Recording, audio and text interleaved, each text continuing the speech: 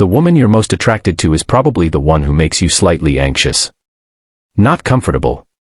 Not safe. A little uncertain whether she'll stay. And that feeling you think is love? It's actually your nervous system in a low-grade threat state. You're calling it chemistry when you should be calling it a red flag. You don't pick partners based on compatibility. You pick them based on which nervous system state feels familiar. 1. Arousal is not the same as connection. Your nervous system has two modes when it comes to attraction, calm or activated. Most men confuse activation with attraction. Here's what's actually happening. A woman who's slightly unpredictable keeps your nervous system in a state of alert. Your body interprets this heightened state as excitement.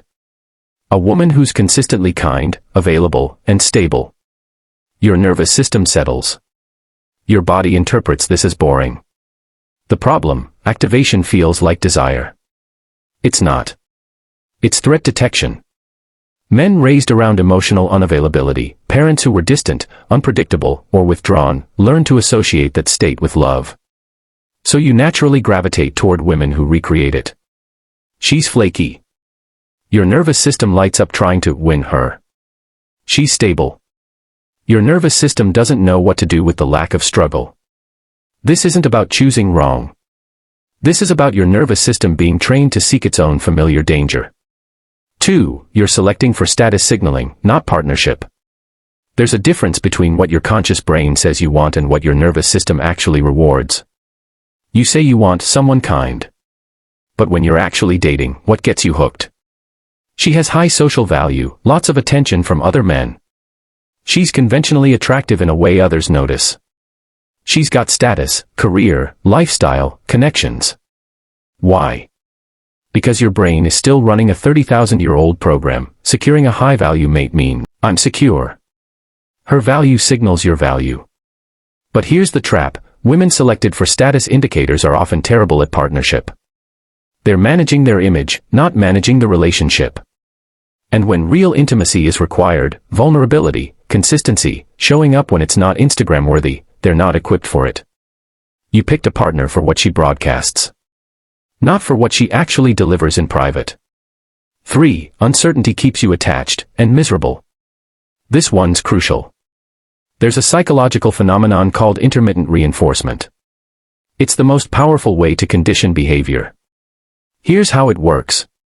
Woman is kind to you 40% of the time, cold 60% of the time. Your brain becomes obsessed with winning that 40%. The unpredictability literally rewires your dopamine system to crave her. Compare this to.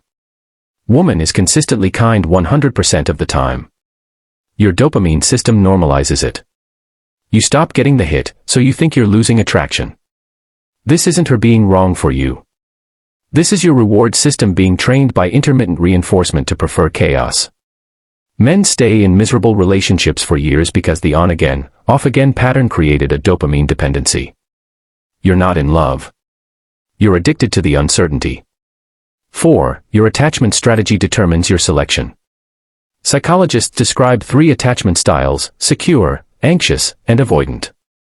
If you're anxious attached, you select for avoidant women. Why? Because her distance triggers your anxiety, and you spend the relationship trying to close the gap. That struggle feels like love to you. It's not. If you're avoidant attached, you select for anxious women. Why?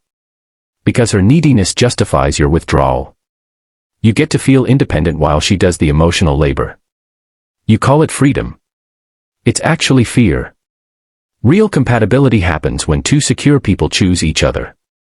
Not because there's no friction, there is, but because both nervous systems are grounded enough to handle it. Most men have no idea which attachment style they're running.